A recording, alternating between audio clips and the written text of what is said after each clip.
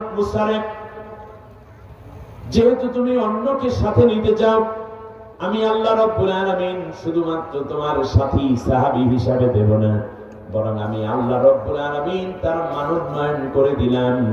আমি আল্লাহ রাব্বুল আলামিন তাকে সাধারণ মানুষ কিংবা সাধারণ ইমানদার, সাধারণ সাহাবীর জায়গায় রাখলাম না। যেহেতু তোমার দিন প্রতিষ্ঠান আন্দোলনে ফেরাউনের মোকাবেলায় যাবে, এই জন্য আমি তাকে নবীর মর্যাদা দিয়ে উন্নীত করে সম্মানিত করে দিলাম। তাহলে বোঝা যায় একামতে দ্বীনের কাজে যারা বক্তব্য দিবে, সহযোগী ভূমিকা পালন করবে, তাদেরকে একটা ডেজিগনেশন, অনেক পরীক্ষা নিরীক্ষা ছাড়াও মাঝে মধ্যে একেবারে বাজাইয়া না রাইখা সহজ করে দিয়ে দেওয়া দরকার, যে যাও, যেহেতু তুমি দ্বীনের কথা বলো, তোমার একটা, এটা কি উপাধি দিছে, কর্মী, রুকন, উপজেলা আমির, কথা কয় না দোষ, কথাটা ভাঙ্গাইয়া দিয়ে এরপরও জবাব দেন। উপজেলা নায়েবে আমির, জেলা আমির, কি উপাধি দিচ্ছেন আল্লাহ?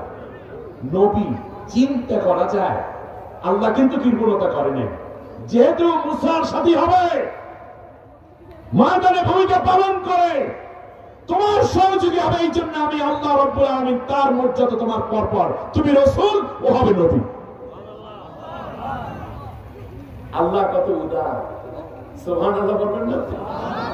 মসজিদের খতিব যোগ্যতা